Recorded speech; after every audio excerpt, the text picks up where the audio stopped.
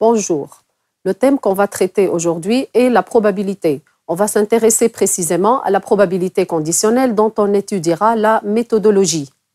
D'abord, à la lecture de l'énoncé d'un exercice, comment peut-on reconnaître une situation de conditionnement? Premièrement, la présence du terme « sachant que ». Deuxièmement, la phrase est de la forme « on a », calculer la probabilité. Ou bien, on suppose que, calculer la probabilité.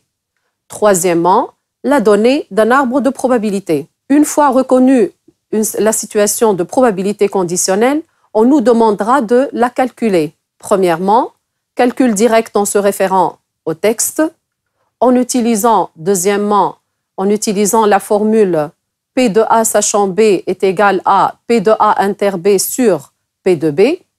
Troisième, déduire la probabilité de A sachant B de celle de B sachant A, si cette dernière a été déjà donnée. Maintenant, à quoi sert la probabilité conditionnelle? Je vous propose quelques situations. Premièrement, la vérification de l'indépendance de deux événements. Deuxièmement, la complétion d'un arbre de probabilité. Troisièmement, le calcul de la probabilité de l'intersection de deux événements. Pour appliquer tout ce qui précède, je vous propose de traiter l'exercice suivant que vous pouvez télécharger en bas de l'écran. Dans un collège qui ne reçoit pas d'interne, la répartition des 895 élèves se fait de la façon donnée dans le tableau suivant. Première question, complétez le tableau. Deuxième question, on rencontre un élève du collège au hasard, on note E, l'événement, l'élève rencontré est externe. S, l'événement, l'élève rencontré est en 7e. H, l'événement, l'élève rencontré est en 8e. N, l'élève rencontré est en 9e. On suppose que tous les élèves ont la même probabilité d'être rencontrés. Petit a, quelle est la probabilité que l'élève choisi soit en 8e, sachant qu'il est externe?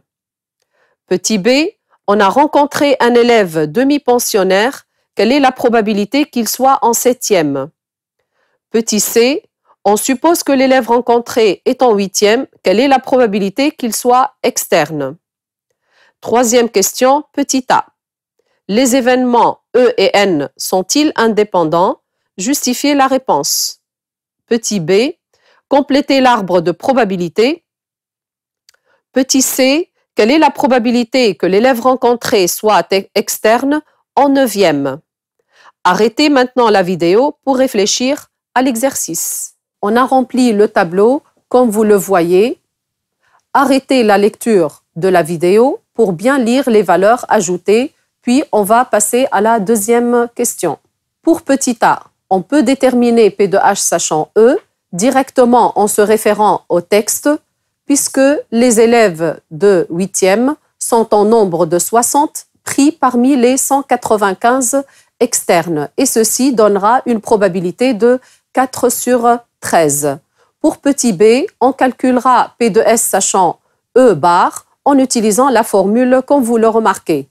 Et pour petit c, on va déterminer P de E sachant H en utilisant P de H sachant E, et ce en écrivant P de E sachant H est égal à P de E inter H sur P de H, qui est égal à P de H sachant E fois P de E sur P de H. Et le résultat sera égal à 3 sur 14.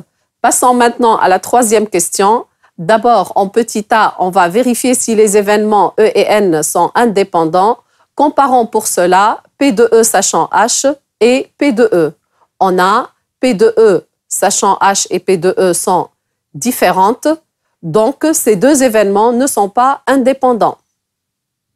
Finalement, on termine par la question petit b, là où on complétera l'arbre de probabilité. Chers élèves, j'espère que cette vidéo vous apportera ce dont vous avez besoin en probabilité conditionnelle. Merci de votre attention.